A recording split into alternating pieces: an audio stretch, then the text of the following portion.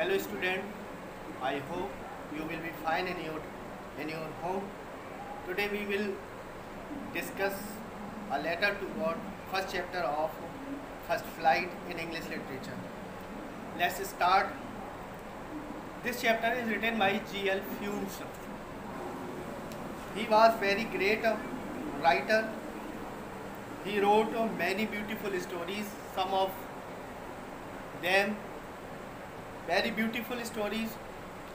I will teach you one of them, a letter to God. The house, the only one in the entire valley, sat on the crest of a low hill. पूरी पहाड़ी पर, पूरी घाटी पर एक ही घर वहाँ पर उपस्थित था, बसा हुआ था. From his height, one could see the river and the field of ripe corn dotted with the flower that always promised a good harvest. और उतनी ऊंचाई से, उस घाटी की ऊंचाई से कोई भी देख सकता था अपनी दूर के खेतों को, अपनी फसल को, कि वो कितना पकी हुई फसल है, उसमें कितने फूल लगे हुए हैं और उसको एक अच्छी फसल होने की उम्मीद दिखाई दे रही थी. The only thing the earth needed was a downpour or at least a summer. सिर्फ ज़रूरत थी तो सिर्फ एक बारिश की, एक डाउनपोर की, एक रेन की, और उसकी फसल अच्छी होने वाली थी. Throughout the morning, Lencho, who knew his field intimately, had done nothing else but see the sky towards the northeast.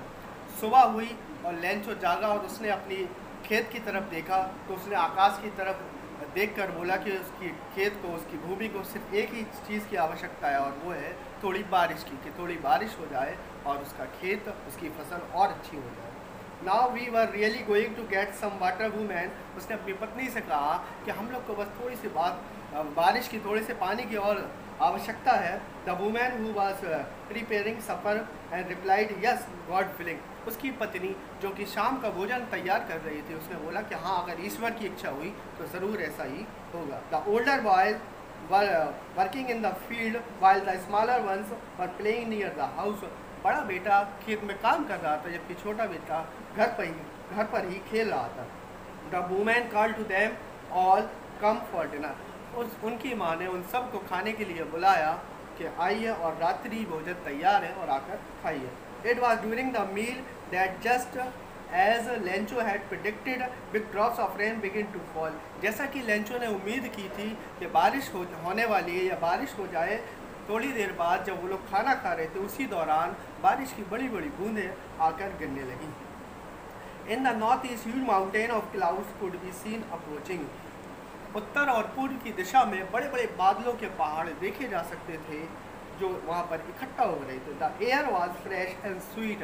हवा बहुत ताज़ी और ठंडी थी और बहुत सुहानी थी. The man went out no reason then to have the pleasure of feeling the rain to his body. उस व्यक्ति ने, यानी लेंचो ने सोचा कि बाहर जाकर, खेत पर जाकर और ठंडी हवाओं का और बड़ी बड़ी बूंदों का मज़ा लेते हैं. When he returned, he exclaimed. जब वो वहाँ से लौटा तो वो चिल्लाता हुआ घर में वापस आया खुशी के मारे. These are not raindrops falling from the sky, they are new coins.